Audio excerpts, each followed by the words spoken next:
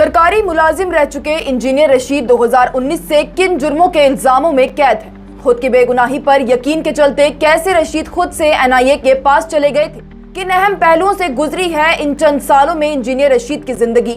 चलिए आपको तफसील से बताते हैं। 5 जुलाई 2024 ये वो दिन है जिस दिन कोर्ट के ऑर्डर के बाद दिल्ली की तिहाड़ जेल से इंजीनियर रशीद को 2 घंटे की पैरोल पर पार्लियामेंट के रकुन के तौर पर हल्फ उठाने के लिए बाहर लाया गया था। इंजीनियर रशीद जम्मू कश्मीर की बारामुल्ला कॉन्स्टिट्यूएंसी से एक भारी मैंडेट से जीते हैं। उन्हें 24 और 25 जून को तो 18वीं लोकसभा के लिए हल्फ उठाने की इजाजत नहीं मिली थी, पर 5 जुलाई को ये मुमकिन हो गया।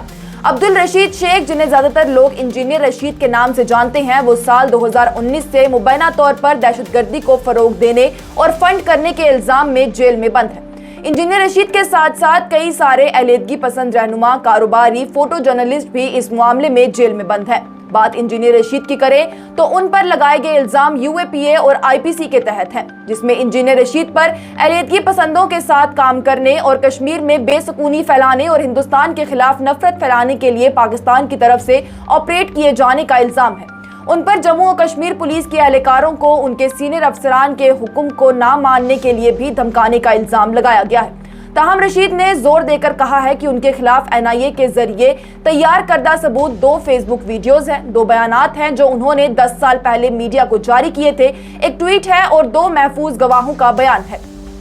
यहां तक कि पहले इंजीनियर रशीद का केस देखने वाले सीनियर वकील कॉलिन गोंजाल्वेस का भी ये कहना है कि रशीद को वो तकरीरें जो एजेंसी सबूत के तौर पर इस्तेमाल कर रही है वो तमाम सियासी नोयत की हैं। वो ऐसी तकरीरें हैं जो कोई भी सियासतदान देगा और उसमें ऐसी कोई भी चीज नहीं है जिसका ताल्लुक इंजीनियर रशीद या फिर दहशतगर्दी की सरगर्मियों से हो।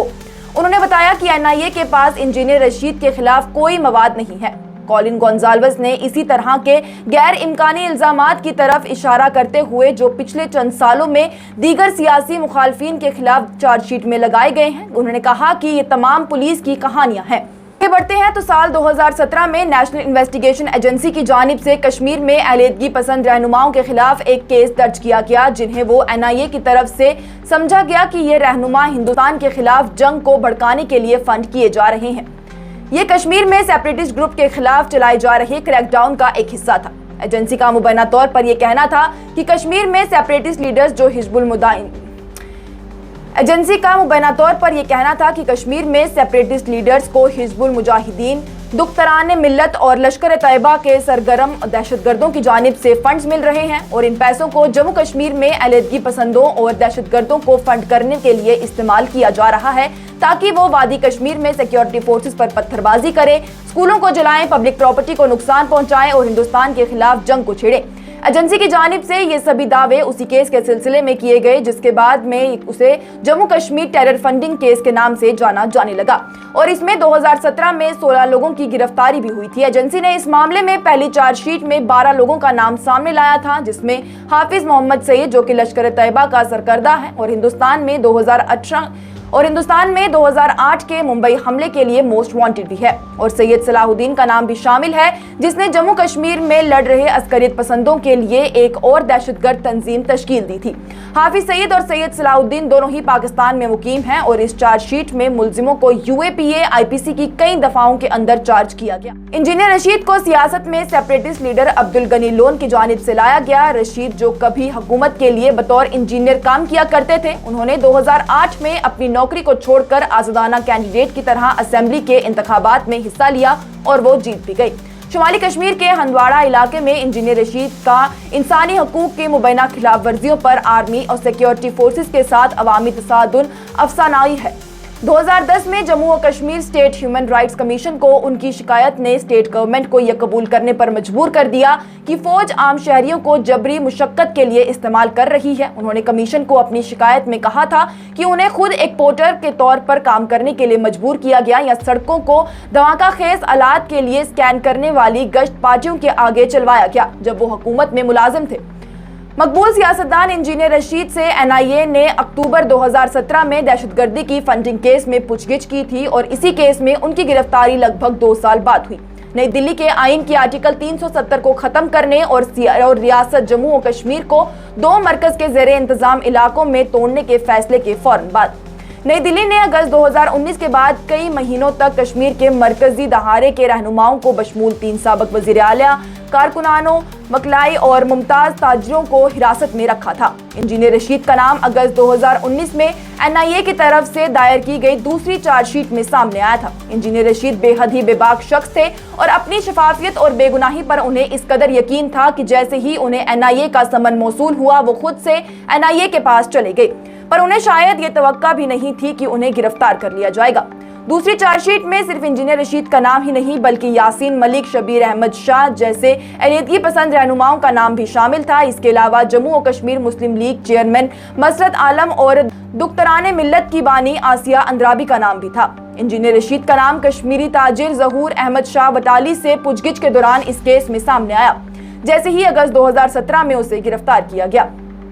एजेंसी ने इस मामले में सफाई में कहा था कि एक गवाह ने इंजीनियर रशीद को ज़हूर अहमद शाह बटाली के साथ जोड़ा है, जिस पर पाकिस्तान में कायम दहशतगर्द तंजीमों से फंड लेने का इल्जाम था। इंजीनियर रशीद की जानिब से अपने खिलाफ लगाए गए तमाम इल्जामों को बिल्कुल फर्जी और गैर मुतल्लिका करार दिया गया और साथ ही उन्होंने ये दावा भी किया कि उनके सियासी अकायद का शिकार किया जा रहा है। रशीद ने पाकिस्तान से किसी भी तरह के राब्ते की तरदीद की और कहा कि वो इस केस के मुल्ज़मान में से बटाली के अलावा किसी से भी राब्ते में नहीं है और ना ही उनसे मुलाकात की थी।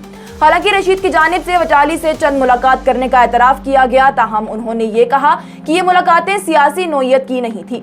यहाँ बताते चले कि इंजीनियर रशीद पर फर्द जुर्म बटाली के खिलाफ NIA के मुकदमात पर मुबनी है, जिस पर दिल्ली हाई कोर्ट ने सवाल उठाया था।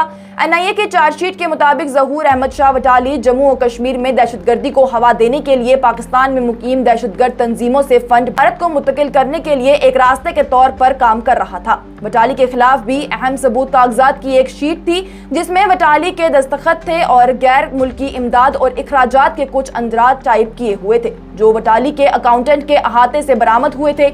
हालांकि इस बात का कोई सबूत नहीं है कि कागज के उस टुकड़े पर टाइप किए गए अंदराज बटाली की तरफ से मौसूल या खर्च की गई किसी रकम से जुड़े हुए हैं। इसी बुनियाद पर 2018 में दिल्ली हाई कोर्ट ने बटाली को जमानत दे दी थी। कोर्ट ने यह भी जाना कि NIA की जानिब से बटाली और दहशतगर्दी की मुबैना कार्रवाइयों या फंडिंग के दरमियान कोई वाज़ेह ताल्लुक कायम नहीं हुआ है, पर फिर भी 2019 में सुप्रीम कोर्ट ने इस फैसले को कलादाम करार दे दिया और बटाली को वापस जेल भेज दिया। 7 साल से जारी इस केस में NIA ने 18 मुल्ज़मान के खिलाफ 3 चार्जशीट दाखिल की है। 2018 में दिल्ली में NIA की खसूसी अदालत ने फोटो जर्नलिस्ट कामरान यूसुफ को 6 महीने जेल में गुजारने के बाद जमानत दे दी। उसी महीने इस केस के एक और मुल्जिम जावेद अहमद भट्ट को भी जमानत मिल गई थी। मार्च 2022 में दिल्ली की अदालत ने इस मामले में रशीद समेत 15 मुल्ज़मान के खिलाफ इल्जामात आयद किए थे। ताहम अदालत ने दुख्तरान मिल्लत के बानी यूसुफ भट्ट और आसिया अंद्राबी को उनके खिलाफ सबूतों की कमी का हवाला देते हुए केस से बरी कर दिया। ज़ेरे समातों में से एक महरूम हुर्रियत रहनुमा सैयद अली शाह गिलानी के 66 साला दामाद अल्ताफ अहमद शाह अक्टूबर 2022 में पुलिस की हिरासत में फौत हो गई। मौत से 1 महीना पहले ही उन्हें गुर्दों के कैंसर की तशखीस हुई थी। अदालत की जानिब से मुल्ज़मान के खिलाफ फर्द जुर्म आयद किए जाने के 2 महीने से भी कम वक्त के अंदर ही यासीन मलिक ने अदालत के सामने एतराफ़ जुर्म कर लिया था, जिसके बाद अदालत ने उन्हें उम्र कैद की सजा सुना दी थी। वहीं इस मामले में कैद इंजीनियर रशीद अगस्त 2019 में गिरफ्तारी के बाद से दिल्ली की हाई सिक्योरिटी तिहाड़ जेल में बंद है।